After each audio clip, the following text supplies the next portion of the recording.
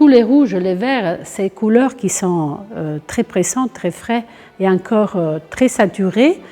Alors les peintres de cette œuvre, c'est François Trichot et le titre, c'est l'allégorie des retours des cendres de Napoléon Ier.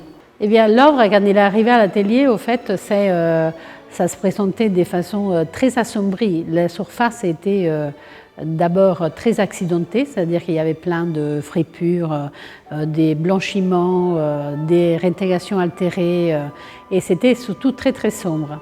Et donc on a fait toute une série d'imageries scientifiques qui nous aident à élaborer un protocole de restauration. On fait des images qui sont les infrarouges. L'infrarouge, c'est une technique qui met en évidence les éléments à base de carbone et donc il révèle souvent les dessins préparatoires, les signatures. Et les ultraviolets, au contraire de l'infrarouge, ils déterminent tout ce qui est sur la surface, c'est-à-dire que met en évidence toutes les réintégrations passées, les vernis qui ne sont pas originaux, tous les matériaux qui n'appartiennent pas à l'œuvre. Ensuite, on peut commencer à faire des tests de nettoyage. Donc là, on a fait des tests, des petites fenêtres faites en enlevant les vernis et les réintégrations du passé.